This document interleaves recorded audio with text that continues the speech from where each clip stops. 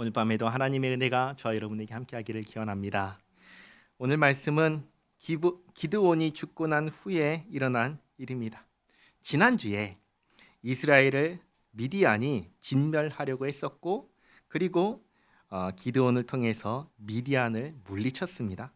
이스라엘 백성들은 기드온에게 우리의 왕이 되어달라고 했지만, 기드온은 하나님만이 우리의 왕이시며 나와 내 자식들은 결코 왕이 되지 않겠다라고 했습니다.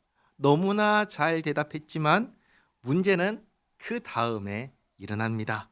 어떤 문제가 일어나냐면, 우리가 이제 특별한 사건이 끝나면 그 다음엔 어디로 돌아오죠? 일상으로 돌아옵니다. 일상의 삶 가운데 문제가 생긴 겁니다. 미디안과의 전쟁은 전쟁이라고 하는 그 짧은 기간 동안 주어진 임무를 수행하면 되었습니다. 그리고 전쟁이 끝났습니다. 그러면 이제 무엇을 해야 할까요? 일상으로 돌아와야죠. 일상을 살아내야 합니다. 그 삶은 어떤 삶이죠? 아침에는 일어나고 밖에 나가서 일하고 밤에는 들어와서 잠을 자는 그러한 일상입니다. 이렇게 반복되는 삶 가운데에서 무엇을 할까요? 하나님을 예배하는 삶을 삽니다. 하나님과 동행하는 삶을 살아갑니다. 이때 무엇을 기준으로 하나님께 예배하고 또 어떻게 하나님과 동행합니까? 하나님 말씀을 기준으로 하나님을 예배하고 하나님과 동행해야 합니다. 이 일에 기드온이 실패한 겁니다. 어떻게 실패했지요? 기드온은 무수히 많은 아내를 가졌고 무수히 많은 아들을 낳았습니다. 그리고 그 아들 가운데 아비멜렉이라는 아들을 낳았습니다. 이 이름은 참 이상한 뜻을 가지고 있습니다. 그 뜻이 뭔지 아세요? 내 아버지는 왕이다 라는 뜻이에요. 아비멜렉이라는 이름의 뜻은 내 아버지는 왕이다 예요. 분명히 기드온은 나도 내 자식도 왕이 되지 않겠다라고 했습니다. 그런데 어떻게 첩을 통해서 낳은 아들의 이름은 네 아버지는 기드온은 왕이다 라는 이름을 지을 수 있을까요? 여기서 우리는 기드온이 일상에서 믿음으로 사는 일에 실패했다는 것을 알 수가 있습니다. 기드온은 하나님을 예배하되 지금까지 살아왔던 방식으로, 익숙한 방식으로, 바알과 아세라를 섬기던 방식으로 예배한 겁니다. 하나님과 동행하되 지금까지 해왔던 방식으로, 바알과 아세라를 섬기던 때와 같은 방식으로 하나님과 동행한 겁니다. 이게 정상일까요? 그렇지 않지요. 결코 정상이 아닙니다.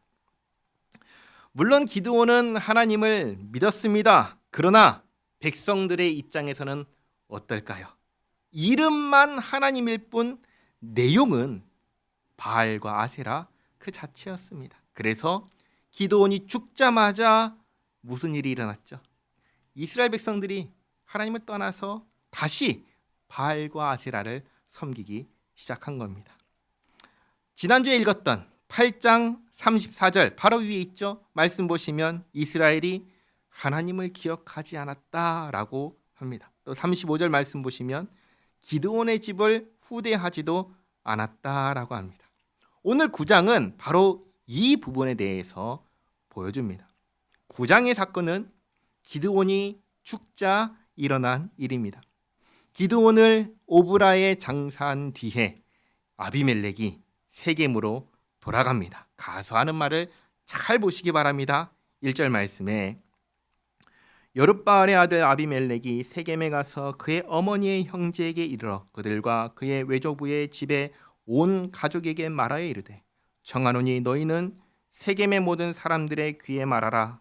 여룻바알의 아들 70명이 다 너희를 다스림과 한 사람이 너희를 다스림이 어느 것이 너희에게 나으냐.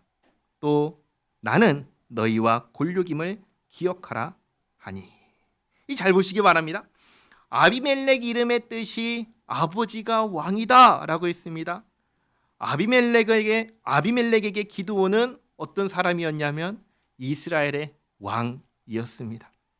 그런데 기드온이 죽었잖아요. 왕이 죽었잖아요. 그러면 이제 새로운 왕을 세워야 되는 겁니다. 누가 왕이 되어야 되는가를 생각한 것이죠. 70명의 아들들이 왕이 되어야 되는가, 아니면 내가 아비멜렉이 왕이 되어야 되는가? 아비멜렉은 뭐라고 생각했나요? 아버지가 왕이었는데 왕이 죽었으니까 이제 내가 왕이 되어야 된다라고 생각한 겁니다. 세겜은 아비멜렉의 고향입니다. 여기 사람들은 대부분 아비멜렉의 친족입니다. 아비멜렉은 자신이 왕이 되기 위해서 아버지 기드온이 죽자 장사하고 난 뒤에 곧장 세겜으로 와서 이스라엘의 왕이 되겠다고 선언한 것입니다.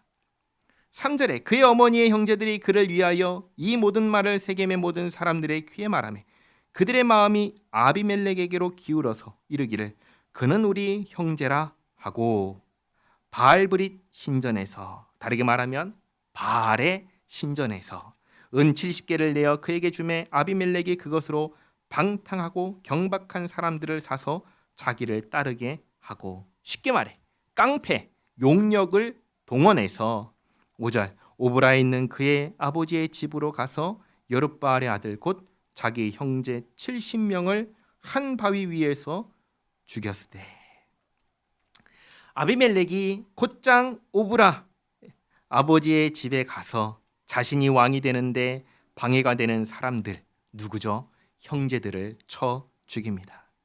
어떻게 이럴 수 있을까요? 어떻게 가족을, 형제를 죽일 수 있을까요? 아비멜렉은 정말 나쁜 사람입니다. 그리고 아비멜렉의 아버지인 기드온도 너무나 잘못했습니다. 기드온이 하나님의 말씀대로 했다면 오늘 이 문제는 일어나지 않았을 것입니다. 기드온이 하나님의 말씀대로 하지 않았기 때문에 이런 문제가 발생한 것입니다. 여기에 중요한 부분이 있습니다. 하나님의 말씀과 사람의 육체와 마음이 원하는 것은 일치할까요? 일치하지 않을까요? 일치하지 않습니다. 항상 대립합니다. 하나님의 말씀이 원하는 것은 육체와 마음이 원하지 않습니다. 반대로 육체와 마음이 원하는 것은 하나님께서 명령하시는 것과 일치하지 않습니다. 그러다 보니 우리가 쉽게 무엇을 따르게 되냐면 우리의 육체와 우리의 마음이 원하는 것을 쉽게 따릅니다. 이것을 로마서에서 보게 됩니다. 로마서 7장 18절에서 23절까지 말씀 같이 한번 읽겠습니다. 내 속 곧 내 육신에 선한 것이 거하지 아니하는 줄을 아노니 원함은 내게 있으나 선을 행하는 것은 없노라. 내가 원하는 바 선은 행하지 아니하고 도리어 원하지 아니하는 바 악을 행하는도다. 만일 내가 원하지 아니하는 그것을 하면 이를 행하는 자는 내가 아니요 내 속에 거하는 죄니라. 그러므로 내가 한 법을 깨달았노니 곧 선을 행하기 원하는 나에게 악이 함께 있는 것이로다. 내 속 사람으로는 하나님의 법을 즐거워하되 내 지체 속에서 다른 내 마음의 법과 싸워 내 지체 속에 있는 죄의 법으로 나를 사로잡는 것을 보는도다. 아멘. 이런 상황에서 사도 바울은 우리에게 어떻게 하라고 하십니까? 로마서 8장 12절에서 14절까지 말씀 또 같이 한번 읽겠습니다. 그러므로 형제들아 우리가 빚진 자로 돼 육신에게 져서 육신대로 살 것이 아니니라. 너희가 육신대로 살면 반드시 죽을 것이로되 영으로서 몸의 행실을 죽이면 살리니 무릇 하나님의 영으로 인도함을 받는 사람은 곧 하나님의 아들이라. 아멘. 사도 바울은 우리에게 어떻게 하라고 하지요? 성령을 따라서 살라고 하십니다. 누가 그렇게 했어야 할까요? 기드온이 그렇게 했어야 합니다. 많은 아내를 갖고 싶어도 하나님께서는 한 명의 아내를 두라 하셨으니 한 명의 아내만 두어야 했습니다. 에봇은 레위 사람 제사장만 입을 수 있는 옷이니 만들어서도 안 되고 가지고 있어서도 안 되는 것이었습니다. 또 하나님 말씀대로 매주 안식일마다 성회로 모이고 7월에는 대속죄일로 모이고 또 7년마다 성경 전체를 낭독하는 시간을 가져야 했습니다. 기드온이 몇 년 동안 이스라엘의 사사로 있었죠. 40년입니다. 7년마다 성경 전체를 읽는 이 일을 지켜서 했다면 몇 번을 읽었을까요? 6번, 5번, 6번 하지 않았겠습니까? 그러면 하나님 말씀을 그렇게 읽는 가운데 하나님께서 무엇을 원하시는지 알았겠지요. 그리고 무엇보다 자녀들을 말씀으로 양육해야 했습니다. 신명기 말씀에 부모에게 자녀들을 어떻게 하라고 하죠? 앉든지 눕든지 걸어가든지 어디에 있든지 간에 말씀으로 양육하라고 분명하게 말씀하셨습니다. 기드온이 이렇게 하나님 말씀대로 했다면, 내 육체의 소원을 따라 행하지 않고 말씀대로 했다면 오늘의 이러한 비극은 발생하지 않았을 것입니다. 기억하시기 바랍니다.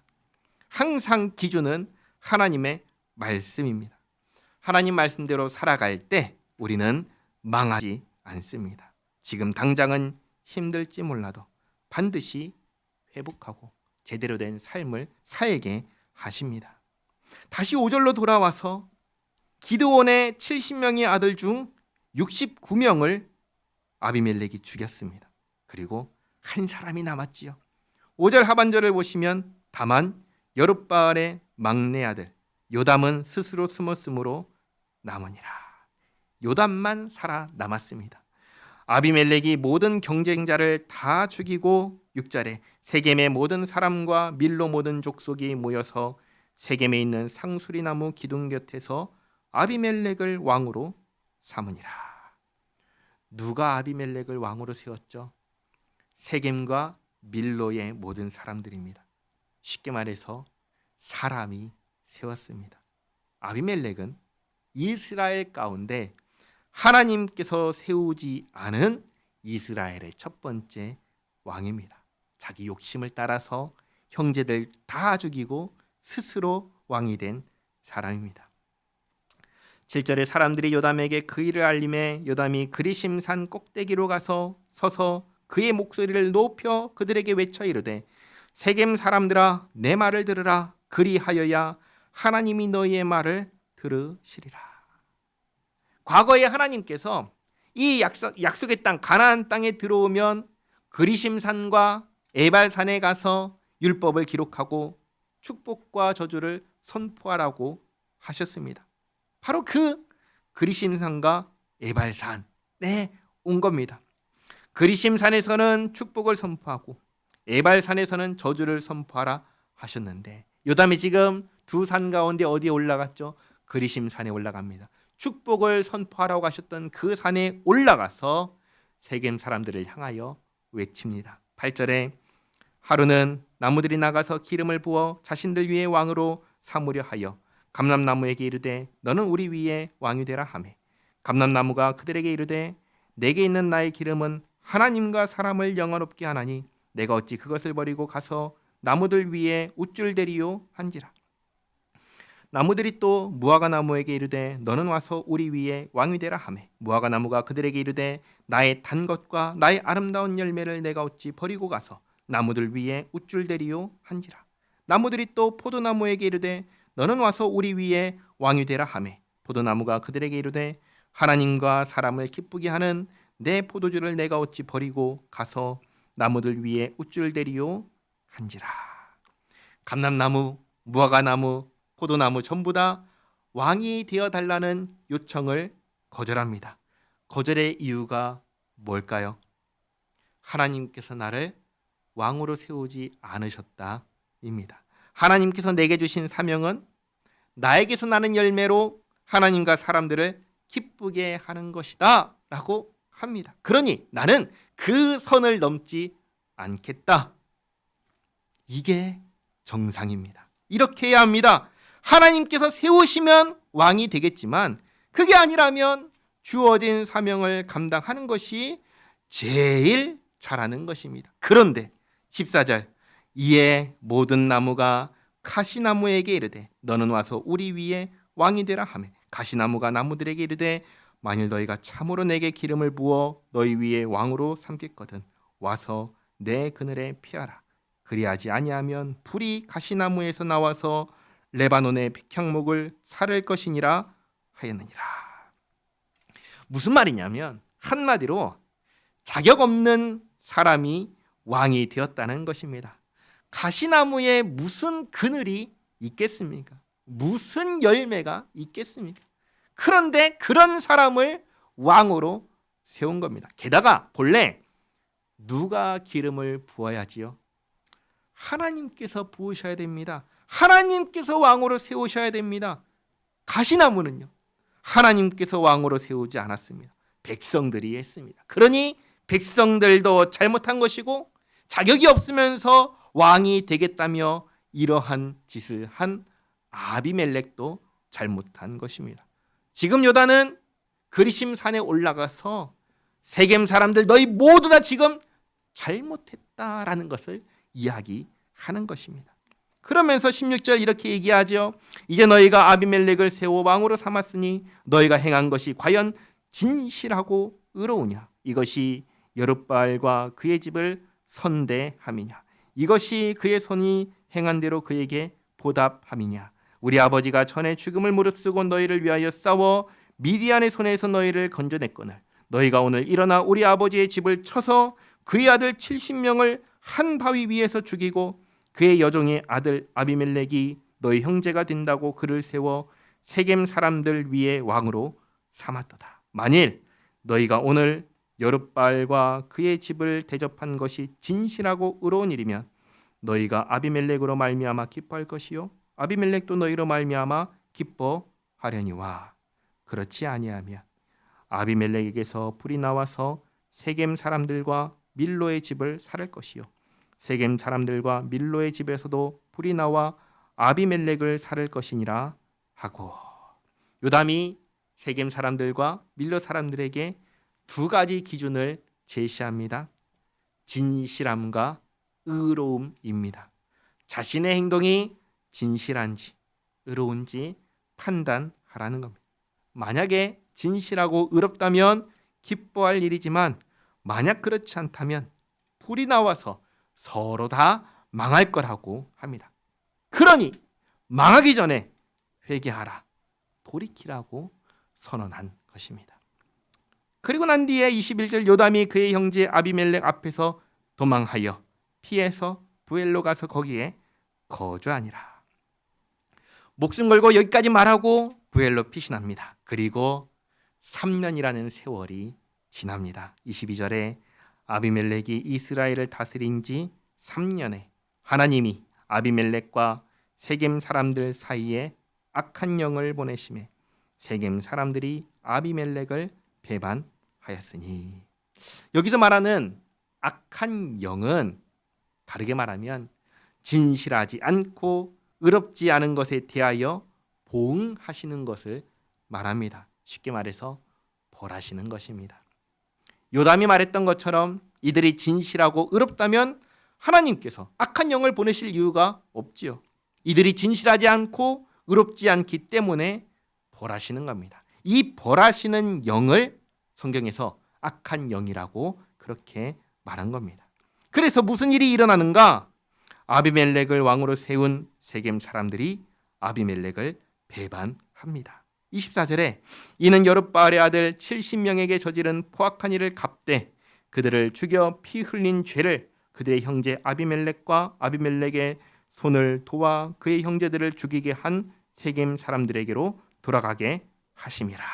여기 아주 분명하게 악한 영을 보내신 일이 보응하는 일이라는 것을 알게 하십니다. 그리고 25절 이하에는 세겜 사람들이 아비멜렉을 어떻게 배신하는지 그 내용을 구체적으로 보여줍니다. 25절에 세겜 사람들이 산들의 꼭대기에 사람을 매복시켜 아비멜렉을 엿보게 하고 그 길로 지나는 모든 자를 다 강탈하게 하니 어떤 사람이 그것을 아비멜렉에게 알리니라.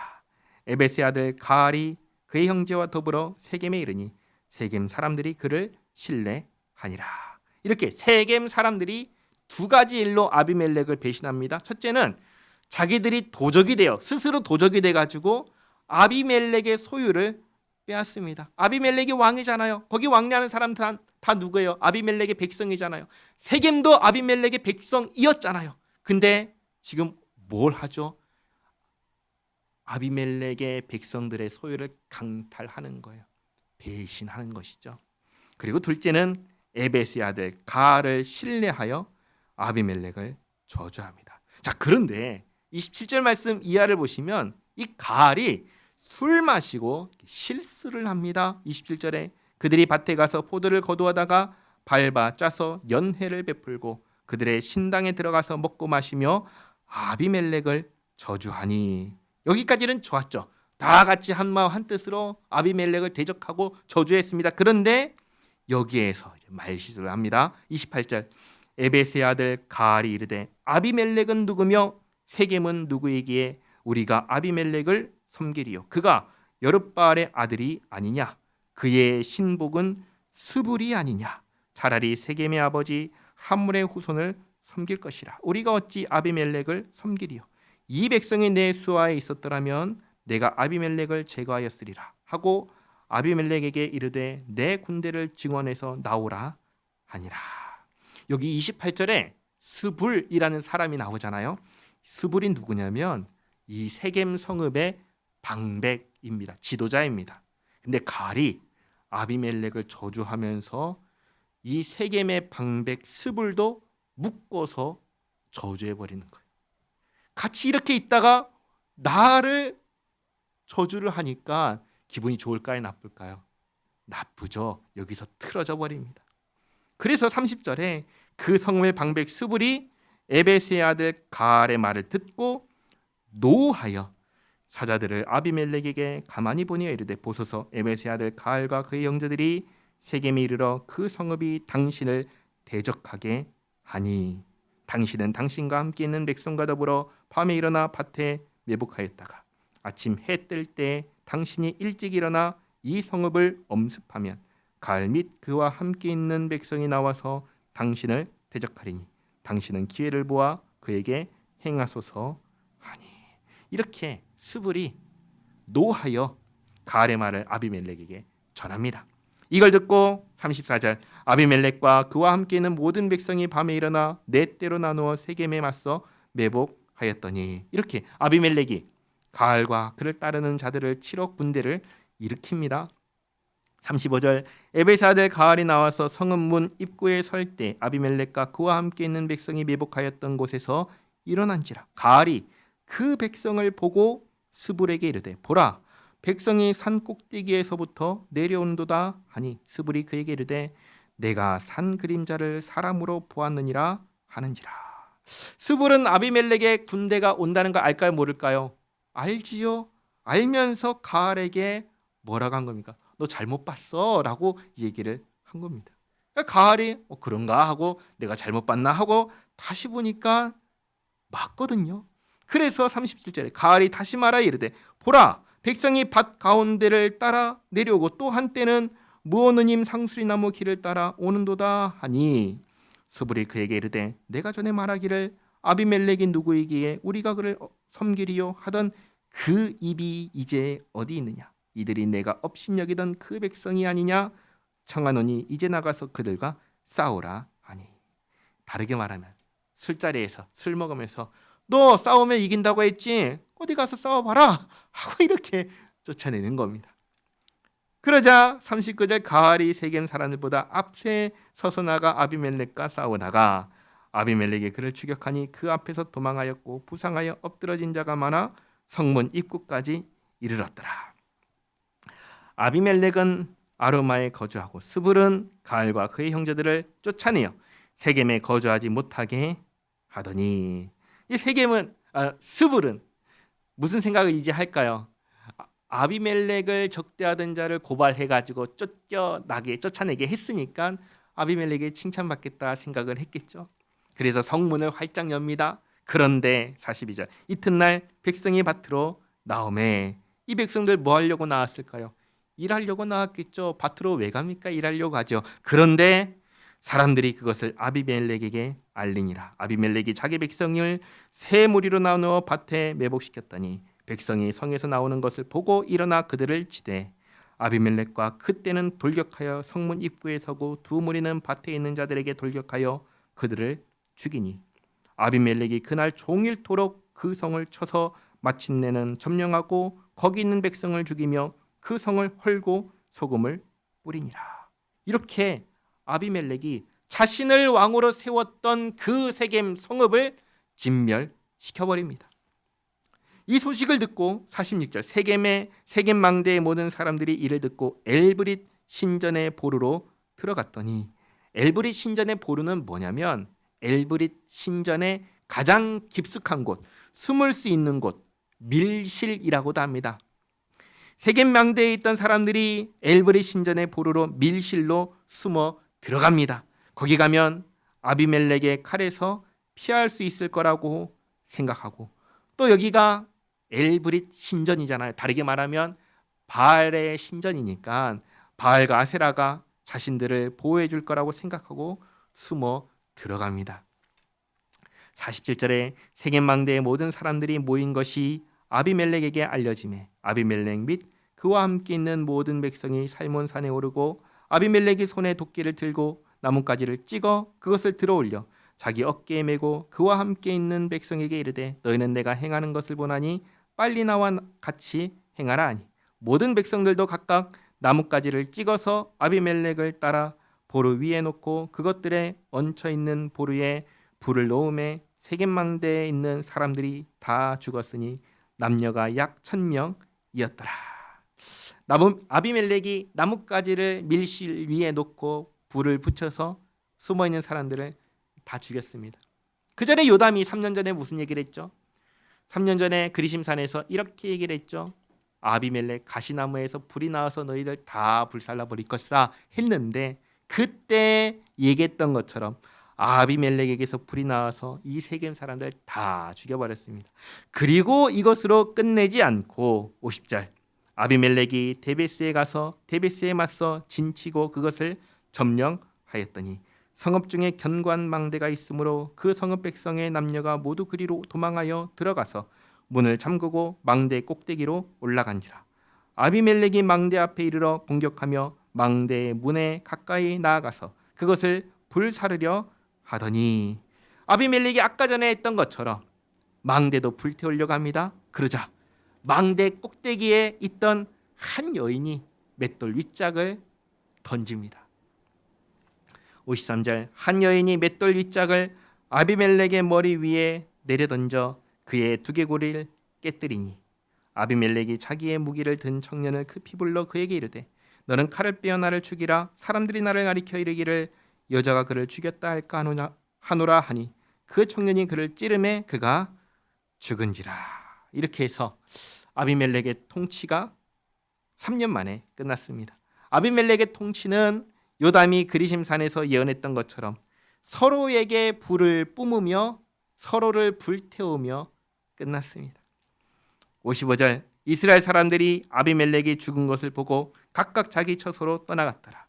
아비멜렉이 그의 형제 70명을 죽여 자기 아버지에게 행한 악행을 하나님께서 이같이 갚으셨고 또 세겜 사람들의 모든 악행을 하나님이 그들의 머리에 갚으셨으니 여룻바알의 아들 요담의 저주가 그들에게 응하니라. 아멘. 이렇게 해서 사사 기드온에서 시작된 이야기가 끝납니다. 아비멜렉은 어떤 사람입니까? 아비멜렉은 악한 사람입니다. 세겜은 어떤 성읍입니까? 진실함과 의로움이라는 기준으로 비춰볼 때 미치지 못하는 그런 성읍이었습니다. 기드온은 어떤 사람입니까? 전쟁에는 신실했으나 일상에서는 실패한 사사였습니다. 하나님을 믿는 믿음은 분명했지만 그 삶은 하나님께서 기뻐하시는 삶과는 거리가 멀었습니다. 결국 지금 이 시대가 어떤 시대입니까? 사사 시대이죠. 사사 시대를 보면은 인간에게는 어떤 종류의 희망도 보이지 않는다는 것을 다시금 분명하게 보여주는 겁니다. 사사도 사사의 아들도 그 성읍도 다 엉망진창인 것을 보여줍니다. 그러나 망하지 않는 것은 하나님께서 포기하지 않으시고 신실하게 다스리고 계시기 때문입니다. 하나님께서 이런 상황 가운데서도 여전히 다스리고 계십니다. 죄악에 대해서는 반드시 보응하십니다. 그리고 자기 백성을 반드시 구원하십니다. 사사시대는 이렇게 정말로 자격 없는 자에게 베푸시는 하나님의 오래 참으심과 은혜를 계속해서 보여줍니다. 이것을 보면서 우리 자신을 돌아보시기 바랍니다. 요담이 이야기한 것처럼 우리 삶을 진실함, 의로움 이 두 가지 기준으로 정돈하시기를 바랍니다. 또 우리의 일상을 사는 일에 있어서 철저하게 하나님 중심으로, 하나님 말씀을 중심으로 하나님께서 기뻐하시고 원하시는 바를 말씀을 통해서 확인하고 지켜나가시기를 바랍니다. 그렇게 할 때 우리는 결코 실패하지 않는 인생, 망하지 않는 인생을 살게 되는 겁니다.